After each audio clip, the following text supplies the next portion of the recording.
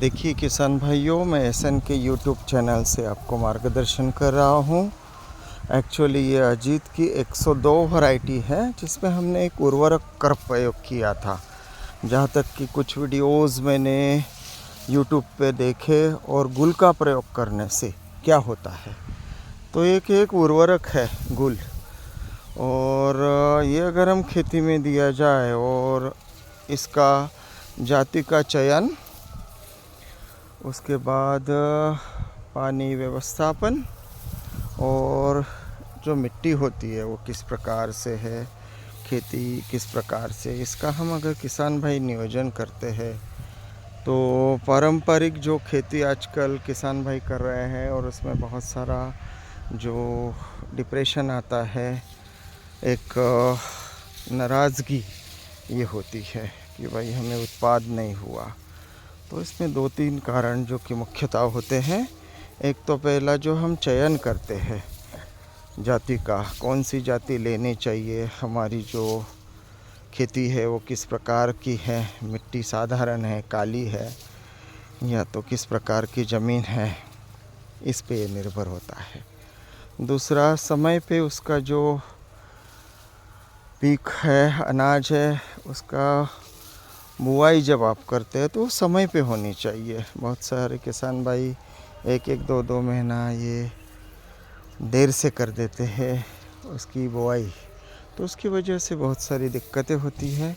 अनाज या उसका फुटाव या तो इसकी जो बढ़त है वो छोटी मोटी रह जाती है। ओके। और जहाँ तक कि सवाल है पानी व्यवस्थापन, तो समय समय पे जैसी आपकी मिट्टी है, काली है या तो थोड़ी सी भूरी सी है, साधारण है, तो उसमें पानी की मात्रा ज़्यादा होनी चाहिए या तो समय समय पे पानी देना चाहिए। उसके बाद व्यवस्थापन आता है खत। जैसे कि हमारे शरीर को समय पे अनाज की खाने की सख्त ज़रूरत होती है, वैसे ही गेहूँ है या जो भी कुछ आप अनाज लेंगे, धान लेंगे, उसको एक मात्रा में खाद की ज़रूरत रहती है। अभी मैं आपको बता रहा हूँ कि देखिए, इसको कहते हैं झेंडा पत्ता। क्या कहते हैं इसको?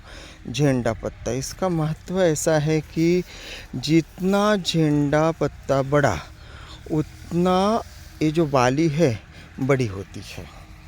तो किसान भाई क्या करते हैं कि उसका फुटाव जो है, अभी देखिए पिछले महीने में जब ये 45 डेज़ का था अनाज, तो 15-10 ऐसी उसका फुटाव था। अभी उसका फुटाव लगभग 30-40 तक पहुंच चुका है। लेकिन ये महत्वपूर्ण नहीं है। महत्वपूर्ण क्या है, अभी इसकी बालियाँ जो है ये लंबी होनी चाहिए, तो उसमें 3-4% का फ़र्क गिरता है। जैसे कि अभी मैं आपको बता रहा हूँ, ये देखिए अभी एक पौधा मैंने लिया, ये पौधा लिया और इसका जो फुटाव है 1, 2, 3, 4, 5, 6, 7, 8, 9, 10, 11, 12, 13, 14, 15, 16, 17, 18, 19 और 20, लगभग 20-25 तक अप्रोक्सीमेट है। ठीक है।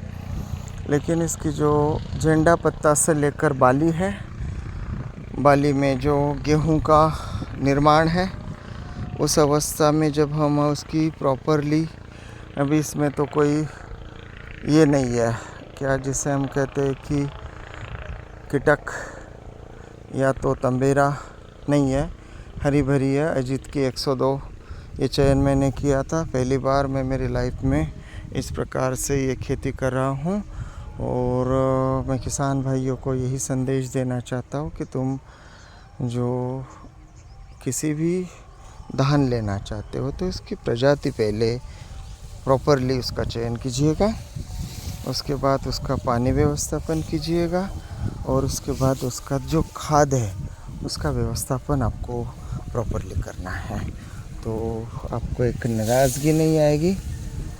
भी आगे ये वीडियो बनाने का यही मेरा मकसद है कि भाई एक ठीक है, एजुकेटेड पर्सन हूँ और हो सकता है मेरी खेती के प्रति दिन पे दिन किसान भाई जैसे आत्महत्या कर रहे हैं, डिप्रेशन आता है, नहीं भाई नहीं होती है खेती, नहीं होता, ऐसा कुछ नहीं है। हम अगर प्रॉपरली उसका नियोजन करें तो इस नियोजन के आधार पर हमें उत्पादन अच्छी तरह से मिल सकता है। दूसरी बात यह है कि हम जिस समय उसको खाद देना चाहिए वो भी हमें प्रॉपरली खाद देना है।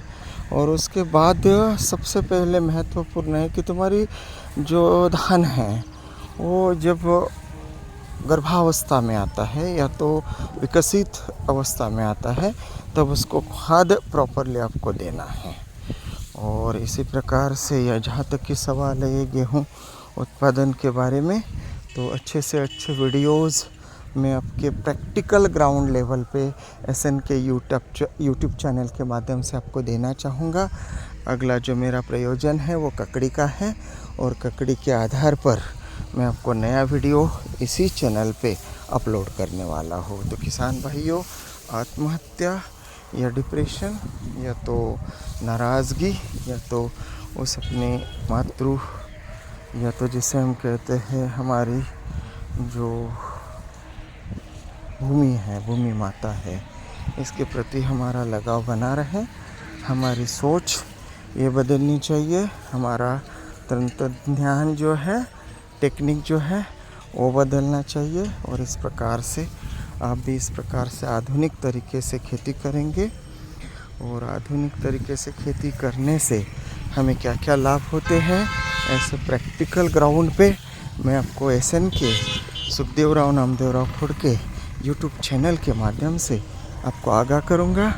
वीडियो अच्छा लगा तो लाइक और सब्सक्राइब ज़रूर कीजिएगा, क्योंकि एक एजुकेटेड पर्सन अनाज के प्रति, खेती के प्रति, उत्पाद के लिए नहीं बोल रहा हूँ। तो किसान भाई जिस प्रकार से एक नाराज़गी पेश करते हैं और खेती के प्रति उनका जो व्यवहार हो रहा है वो नेगेटिव हो रहा है, तो ये पॉजिटिव बनाने के लिए लंबी वीडियो बनी, हो सकता है तो नेक्स्ट टाइम मैं छोटी से छोटी वीडियो बनाने की कोशिश करूँगा।